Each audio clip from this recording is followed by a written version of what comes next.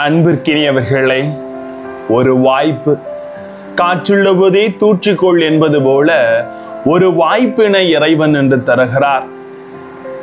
எனக்கே செய்தீர்கள். ஒரு வாய்ப்பு கொடுக்கப்படுகிறது.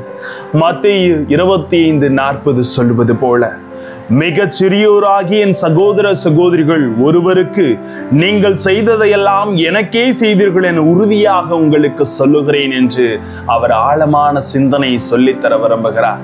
அவருக்கு என்ன செய்தோம் என்பதை வார்த்தையோடு பயணம் செய்து அறிந்து கொள்ளுவோம். வாங்க.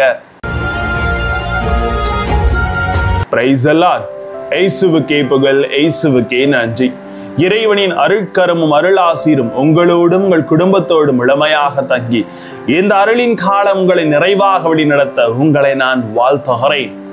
அன்பில் இனியவர்களே, 1989 ஆண்டு உலக புகழ்பெற்ற டைம்ஸ் இதழிலிருந்து ஒரு நிபுணர் அன்னை தெரசாவை பேட்டி எடுப்பதற்காக செல்லுகிறார்.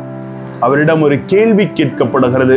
அன்னையே, உங்களால் எப்படி இந்த ஏழைகள், நோய்வாய்ப்பட்டோர், அனாதைகள், முதியோர் போன்ற எண்ணற்ற மக்களுக்கு பணி செய்ய முடிகிறது?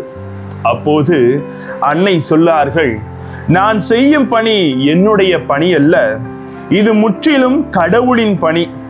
நான் கடவுளின் கையில் உள்ள வெறும் எழுதுகோல் என்று சொல்லுகிறார். அவர் எழுதுகிறார், எழுதுகோல் நான் பயன்படுத்தப்பட அனுமதிக்க வேண்டும்.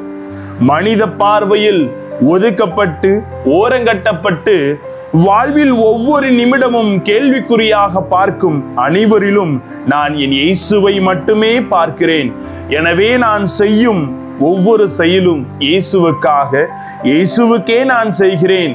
மனித பார்வையில் இப்பணியை ஒருபோதும் யாராலும் செய்ய முடியாது என்று அந்த பேட்டியில் நிபுணருக்கு விளக்கம் அளிக்கின்றார் அன்னை தெரசா. அன்புக்குரியவர்களே, இந்த செயல் இன்று எதை நமக்கு நினைவுபடுத்துகிறது என்றால், நற்செய்தியிலே இயேசு இறையாட்சி போதனைக்கு சிகரமாக அமைகிறார். இறையரசில் நுழைய நாம் ஆண்டவர் இயேசு கொடுக்கும் வரைமுறைகள் பிறர் அன்பு. மத்தேயு 25:35-36 தெளிவுபடுத்துகிறது.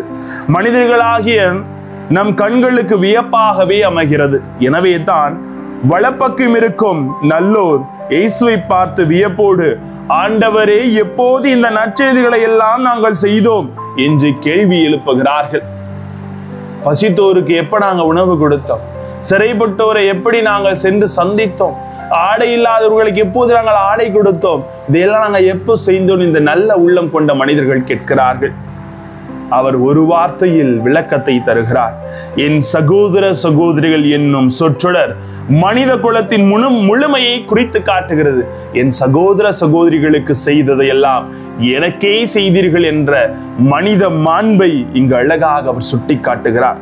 எனவே தான் வானதூதர் புடைசூழ மானிட மகன் மாட்சியுடன் அரியணையில் வீற்றிருக்கும் பொழுது எல்லா மக்களும் அவர் முன் ஒன்று கூட்டப்படுகிறார்கள்.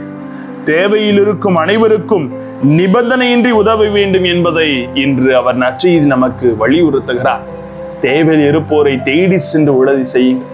பசியில் தவித்தோர்களை பார்த்து அன்னை தெரசால் உதவி செய்தது போல, அன்று அந்த கானாவூர் திருமணத்திலே என்ன செய்வது என்று தடித்த அந்த மக்களுக்கு அன்னை மரியாள் சென்று தனது மகன் வழியாக உதவி செய்தது போல, நீர் விரும்பினால் நான் மீண்டும் பார்வை பெறுவேன், நான் விரும்புகிறேன் பார்வை பெறும் என்று விருப்பத்தோடு ஆண்டவர் சுகத்தை அளித்தது போல, இந்த தேவையில் எடுப்பவர்களை தேடி சென்று கரம் நீட்ட இறைவன் அழைப்பு விடுக்கின்றார். இடப்பக்கம் இருக்கும் சபிக்கப்பட்டோர் குழு தாங்கள் செய்த எந்த பாவ செயலுக்காக தண்டனை பெறவில்லை.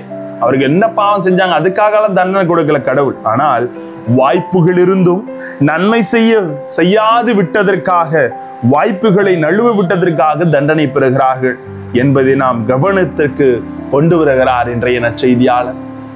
வாய்ப்பு இருக்கிற பொழுது காற்றுள்ள போதே தூற்றிக்கொள், நன்மைகளை முடிந்தளவு செய்து கொள். அதன் வழியாக ஆண்டவருக்கு செய்கின்ற ஒரு வாய்ப்பாக இந்த அருளின் காலத்திலே பயன்படுத்திக் கொள்ளுங்கள். ஆண்டவரே, நான் பேசும் சொற்கள் உமக்கு ஏற்ற வகையாக இருக்கட்டும் என்பதை அவரிடத்திலே முழுமையாக ஒப்புக்கொடுங்கள்.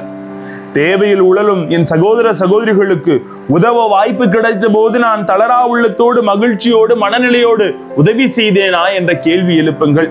நற்செய்திகள் செய்யும் போது சுயநலத்தோடு என் பெயர் முன்னிலைப்படுத்த வேண்டும் என்ற ஒரு நினைப்போடு நான் செயல்களை செய்தேனா என்று கூட ஒரு கேள்வி எழுப்புங்கள்.